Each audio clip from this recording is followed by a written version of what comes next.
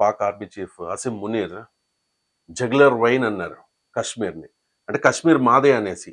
ఇప్పుడు పీఓకేని సిద్ధం చేసుకోవడానికి భారత్ సిద్ధమవుతోంది. ఇలాంటి సమయంలో పాకిస్తాన్ మిత్రదేశమైన చైనా ఎలా వ్యవహరిస్తుంది? మరి నిజంగా చైనా సపోర్ట్ పాకిస్తాన్కి ఉంటే కనుక భారత్ పాకిస్తాన్ గెలవలేదు కదా. ఇది చాలా ముఖ్యమైన క్వశ్చన్ అండి. ఎందుకంటే భారతదేశం ఇప్పుడు పాకిస్తాన్కి బుద్ధి చెప్పాలని ప్రయత్నంలో ఉంది. కానీ ఇక్కడ చాలా ముఖ్యమైన విషయం ఏంటంటే పాకిస్తాన్ ఇలా బరి తెగించి ఏదైనా పర్లేదు, మాకు యుద్ధం వచ్చినా పర్లేదని ఎందుకు వెళుతుందంటే చైనా అండ చూసుకొని. ఎట్టి పరిస్థితుల్లో మన పీఓకే ఇప్పుడు మనం ఏంటంటే భారతదేశం కేవలం సర్జికల్ స్ట్రైక్ ఏదో దాడి కాదు, పీఓకేని స్వాధీనం చేసుకునే లక్ష్యంతోనే ముందుకెళ్లే అవకాశం ఉంది. పీఓకే స్వాధీనం అంటే చైనాకి చాలా ఇంపార్టెంట్. ఎందుకంటే పీఓకే ద్వారానే అది ఏమి ఉందంటే సిపెక్ అని ఉంది, China and Pakistan economic corridor అని ఒకటి ఉంది. $100 బిలియన్ అక్కడ ఇన్వెస్ట్మెంట్ పెట్టింది. అక్కడ జల విద్యుత్ కేంద్రాలు ఉన్నాయి. కాబట్టి పీఓకే కోసం మనం వెళ్తే చైనా ఎట్టి పరిస్థితుల్లో పాకిస్తాన్ సపోర్ట్గా వచ్చేస్తాయి. అదేవిధంగా ఒక్కసారి మనం పీఓకేని తీసేసుకున్నాం అనుకోండి, మన నెక్స్ట్ టార్గెట్ ఏముంటుందండి, మన లడక్ ఉంటుంది. లడక్ అది అంతకుముందు చైనా ఆక్యుపై చేసుకున్నది, దీన్ని మనం తీసుకునే అవకాశం ఉంది. ఇది చాలా ఇంపార్టెంట్ అనమాట. సో ఈ లక్ష్యంతో మనం పీఓకేని తీసేసుకుంటే ఇక్కడ సిపెక్ ఉంది, దీనికోసం వస్తుంది.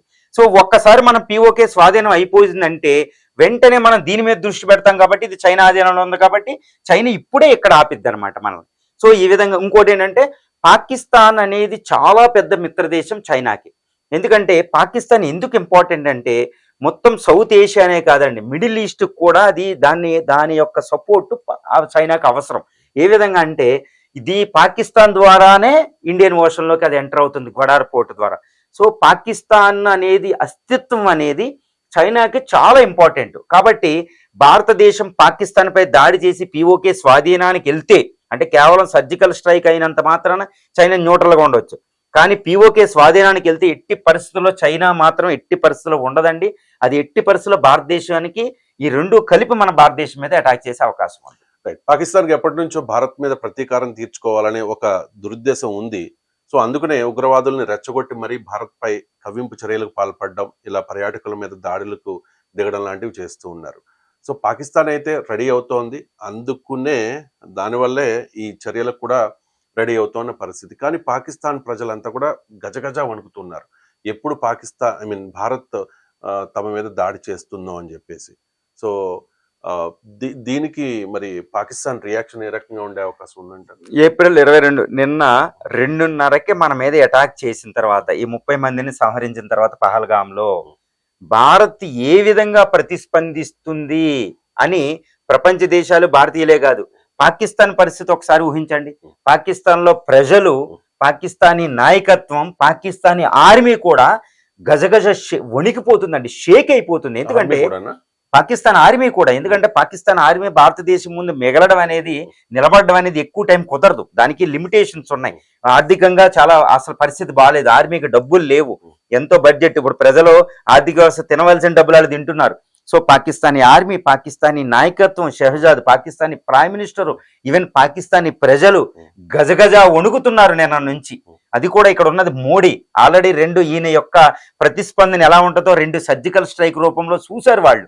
సో ఇంతటి ఆదినాయకత్వం ఉంది, ప్రపంచ స్థాయి లీడరు. సో భారతదేశం అన్ని రంగాల్లో ఎన్నో రెట్లు ఎక్కువ ఉంటది. కాబట్టి దీని ప్రతిస్పందన తట్టుకోవడం పాకిస్తాన్ కుదరదు. ఇప్పుడు చైనా వస్తుంటే రాకపోవచ్చు, అది సరైన సమయానికి రాపోవచ్చు. కాబట్టి పాకిస్తానీలు, పాకిస్తానీ ఆర్మీ అందరూ గజగజ వణికిపోతున్నారండి నిన్న నుంచి. అదైతే అది నిజం మీరు అన్నట్టు. రైట్. ఒకవేళ పాకిస్తాన్ మీద అటాక్ కి రెడీ అయితే, ఆల్రెడీ రెడీ అయినట్టుగా విశ్వసనీయ సమాచారం, ఒకవేళ చేయడానికి రెడీ అయితే మరి అమెరికాని ఎలా ఒప్పించాలి, అలాగే యూరోపియన్ యూనియన్ దేశాలని ఎలా ఒప్పించాలి? ఎందుకంటే పాకిస్తాన్లో మనం ఏకాకి కాదు కదా, అన్ని దేశాలతో సత్సంబంధాలు ఉన్నాయి. కాబట్టి ఒక దేశం మీద మరో దేశం దాడికి దిగితే కనుక ఖచ్చితంగా వాళ్ళకి ఇన్ఫర్మేషన్ ఇవ్వాలి, ఎందుకు చేస్తూ ఉన్నాము అనేది మిత్ర దేశాలకు చెప్పాల్సిన అవసరం ఉంది. మరి యూరోపియన్ యూనియన్ దేశాలకు, అమెరికాకు భారత్ ఏం చెప్తుంది, వాళ్ళను ఎలా ఒప్పిస్తుంది? ఇది చాలా ఇంపార్టెంట్. ఎందుకంటే అంతర్జాతీయ చట్టాలని తూచా తప్పకుండా అమలు పరిచే దేశం ప్రపంచంలో ఏదైనా ఉందంటే అది ఇండియా. దాన్ని అందుకనే ఏంటంటే it is impeccable track record as far as the Indian foreign policy is concerned అండి. సో మీకు ఇది ఉంటుందన్నమాట. సో ఇంత రెస్పాన్సిబుల్ దేశం కాబట్టి, ఇంత రెస్పాన్సిబుల్ అంతర్జాతీయ చట్టాలను తూచా తప్పకుండా అమలుపరిచే దేశం భారతదేశం కాబట్టి మీరు అన్నట్టు అమెరికాను, అదే యూరోపియన్ యూనియన్ ముఖ్యమైన దేశాలని, ఇంకా ఆస్ట్రేలియా, జపాన్, ఈ దేశాలన్నిటికీ తెలియపరచవలసిన అవసరం ఉంది. ఇదిగోండి మా భారతదేశ సార్వభౌమత్వం మీద పాకిస్తాన్ని అటాక్ చేశారు, పాకిస్తానీ తీవ్రవాదులు. పాకిస్తానీ తీవ్రవాదం అంటే క్రాస్ బోర్డర్ టెర్రరిజాన్ని ప్రోత్సహించేది పాకిస్తాన్. మనం ఎన్నిసార్లు చెప్పినా పాకిస్తాన్ ఒప్పుకోవడం లేదు. సో ఇలా ఒప్పించి ప్రపంచ దేశాలకి ప్రపంచ దేశాల అభిప్రాయ సేకరణ, వాళ్ళ అంగీకారం అనేది మనకి ఇంపార్టెంట్, పూర్తి స్థాయిలో కాకపోయినా. ఫర్ ఎగ్జాంపుల్ మీకు ఏంటంటే 1971లో ఇందిరా బంగ్లాదేశ్లో అప్పుడు తూర్పు పాకిస్తాన్లో జోక్యం చేసుకునే ముందు ఇందిరాగాంధీ కూడా ప్రపంచంలో మనం ఉన్న భారత రాయబారులందరినీ ఆ దేశాలను ఒప్పించడానికి ప్రయత్నం చేసింది ఇందిరాగాంధీ గారు కూడా. సో అది చాలా ఉపయోగపడింది. ఇప్పుడు మోడీ గారు, ఇప్పుడు భారతదేశం అంటే 1971తో పోలిస్తే చాలా ముఖ్యమైన దేశం, ఫాస్టెస్ట్ గ్రోయింగ్ ఎకానమీ, ఆర్థికంగా చాలా ముందున్నాం, మనకి పేరు ప్రఖ్యాతులు ఉన్నాయి. ఇప్పుడు మోడీ అంటే ప్రపంచ స్థాయి నాయకుడు. నిన్న చూడండి జేడీ వ్యాన్స్ గారు అమెరికా ఉపరాష్ట్రపతి గారే అంటారన్నమాట, ఈయన యొక్క ప్రజాభిప్రాయాన్ని, ఈయన యొక్క రేటింగ్ చూస్తే మాకు అసూయ కలుగుతుంది అంటారు. చూడండి ట్రంప్ గారి కంటే పుతిన్ గారి కంటే ఎక్కువ రేటింగ్స్ ఉన్నాయి. సో ఇంత ప్రపంచ స్థాయి నాయకత్వం, ఆర్థిక వ్యవస్థ ఉన్నాయి కాబట్టి మనం ఏకాకి కాకూడదంటే పాకిస్తాన్ తర్వాత చూడండి మా అమాయకులు మమ్మల్ని వేసేసారు, మా మీద యుద్ధానికి వచ్చారు అని పాకిస్తాన్ అనకూడదు. కాబట్టి ఇదిగోండి పాకిస్తాన్ చేసిన దౌర్భాగ్యమైన స్థితి, అహేతుకమైన attack, so inhuman attack, heinous crime. ఇలా చూడండి మా అమాయకులను ఎలా చంపారని మనం ప్రపంచ దేశాన్ని ఒప్పించాలి. ఇప్పటికే ట్రంప్ గారు, ఒక EU దేశాలు, ఇప్పుడు UK prime minister, German chancellor, French president Macron గారు, పుతిన్ గారు, జపనీస్ ప్రైమ్ మినిస్టర్, ఆస్ట్రేలియా, వీళ్ళందరూ చాలా ముఖ్యమైన దేశాలండి. ఈవెన్ సౌత్ ఆఫ్రికా, బ్రిక్స్ నేతలు అందరూ కూడా, ఎక్సెప్ట్ కెనడా, ఎక్సెప్ట్ చైనా, అన్ని దేశాలు అని చెప్పొచ్చు ఒక మాటలో. ఈ అన్ని దేశాలు కూడా దీన్ని తీవ్రమైన పదజాలంతో ఖండించాయి పాకిస్తాన్ టెర్రరిస్టులు చేసింది. సో వీళ్ళకి పనిష్మెంట్ ఇవ్వాలనే పదాలు కూడా ఉపయోగించారు, ఇంక్లూడ్ ఇటాలియన్ ప్రైమ్ మినిస్టర్ కూడా. సో ఈ విధంగా మనకు ప్రజాభిప్రాయం అంత అనుకూలంగా ఉంది, ఇంకా ఎక్కువ ఒప్పించవలసిన అవసరం లేదు. సో మన భారతదేశం ఇంకా కొంచెం డిప్లొమాటిక్ మిషన్స్ అందరిని అలర్ట్ చేసేసి, సో ప్రైమ్ మినిస్టర్ అందరితో మాట్లాడుతూ, అందరితో ఇప్పుడు కమ్యూనికేషన్, ద బెస్ట్ కమ్యూనికేషన్ ఉంది. ఎస్పెషల్లీ సౌదీ అరేబియా నుంచే భారతదేశ ప్రధానమంత్రి వచ్చారు.